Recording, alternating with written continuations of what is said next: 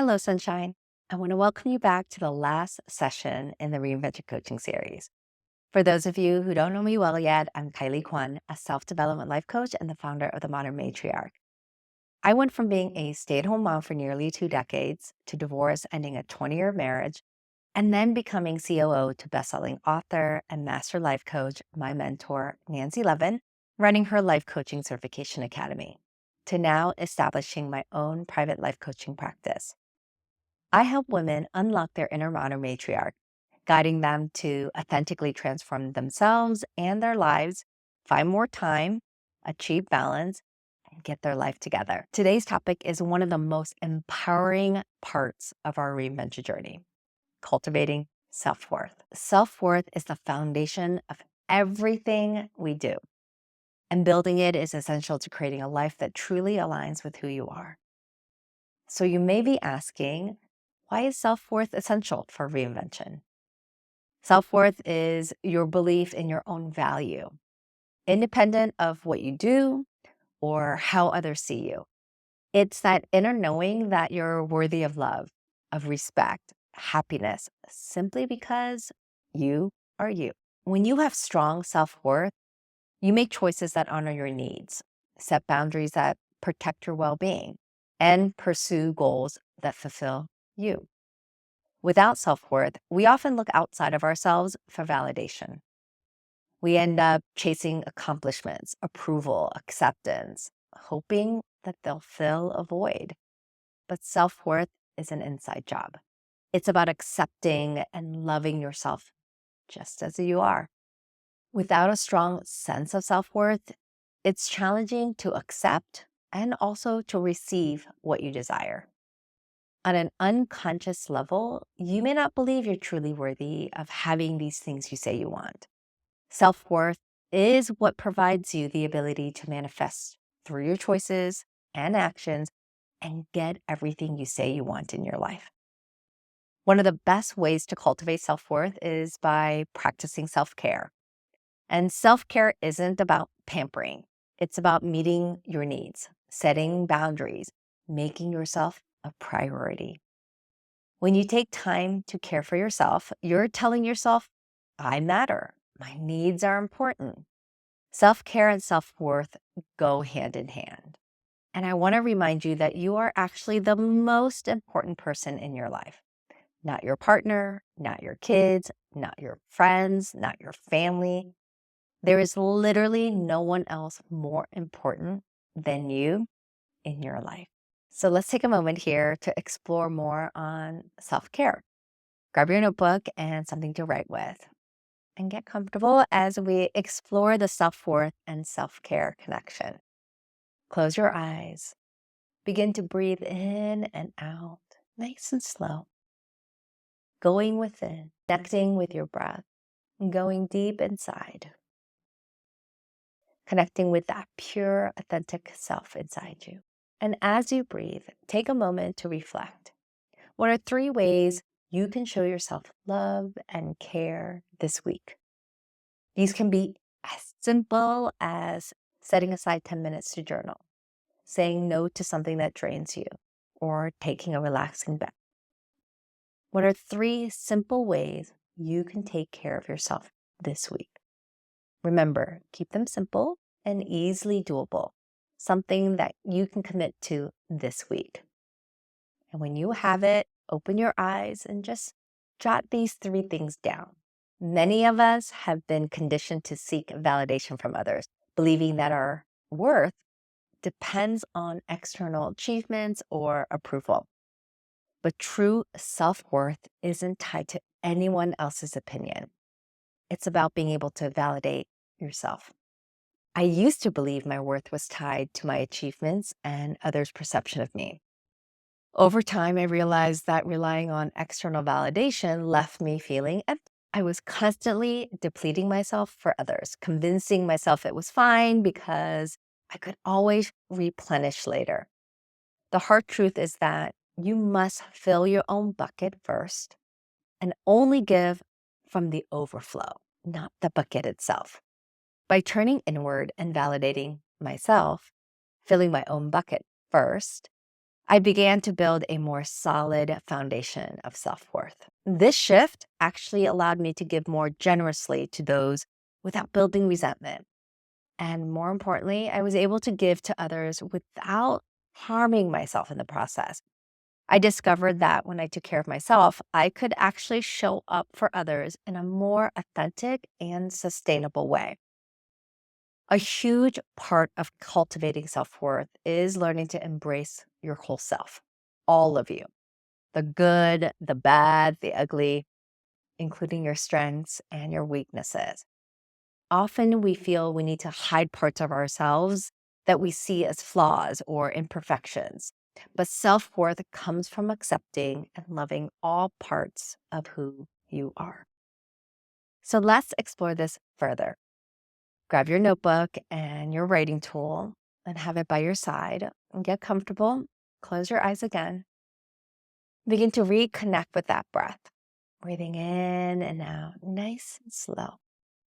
With each breath, continue to go inside, reconnecting with the truth of who you are. Let's look at identifying your strengths.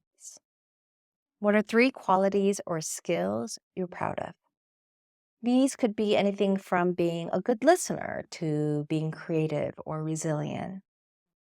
Just gently open your eyes and jot down 3 qualities or skills you're proud of, and then close your eyes again. Now returning back inside, reconnecting with your breath. What are 3 areas you feel you could improve? Remember, weaknesses don't define you. They're simply areas for growth, the areas for possibility and potential for more. Just gently open your eyes, jot down 3 areas where you feel you could improve. You see, by acknowledging both your strengths and weaknesses, you're accepting yourself as a whole person. This kind of self-acceptance is at the core of self-worth. So now let's take it even a step further. Consider self-compassion.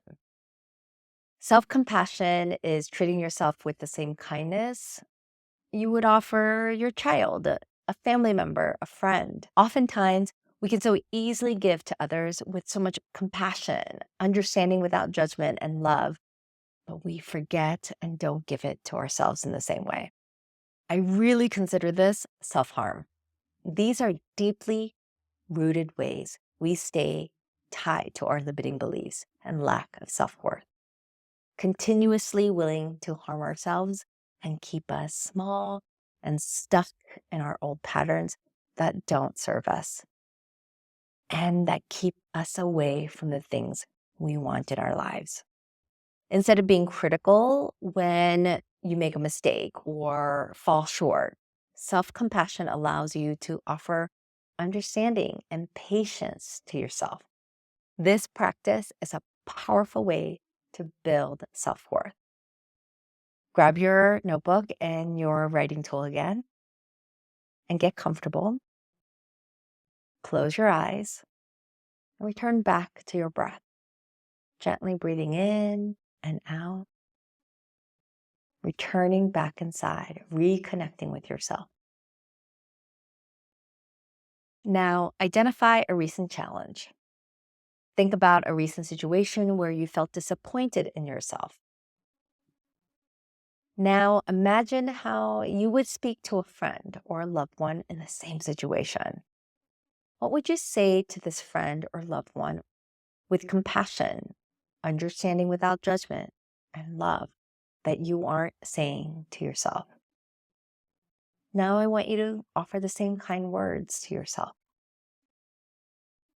And when you're ready, open your eyes and jot down the words you now choose to say to yourself with more self-compassion.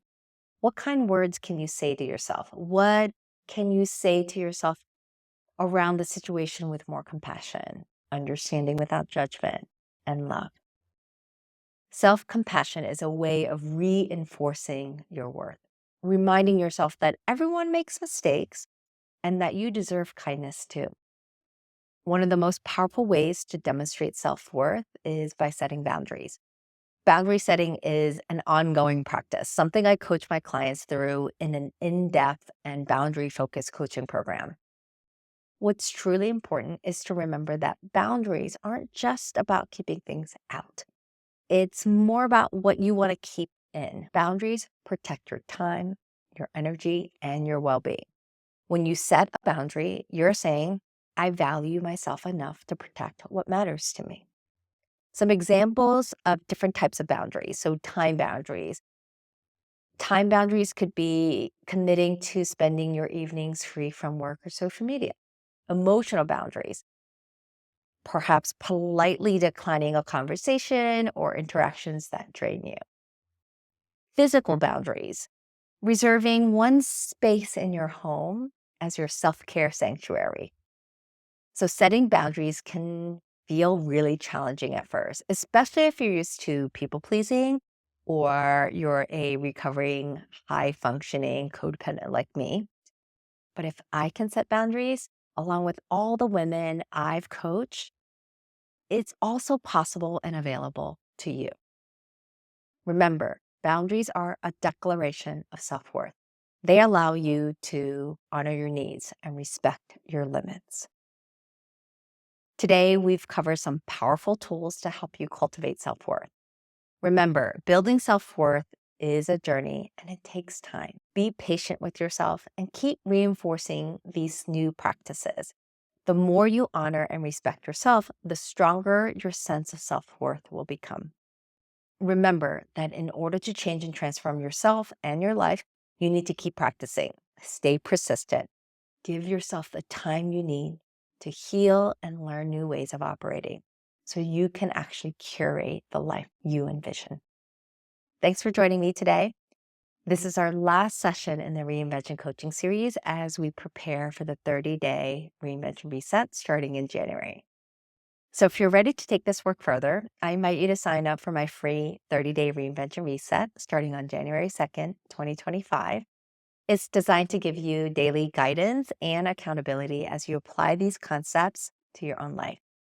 The link to join is in the description, and please consider sharing the link with others who may find value in experiencing a reinvention reset in the new year. Don't forget to subscribe, like, and comment with one way you'll practice self-worth this week. Perhaps it's signing up for the Reinvention Reset to start your 2025 with a focus on you. I'm really looking forward to continuing this journey together. Till next time, bye for now.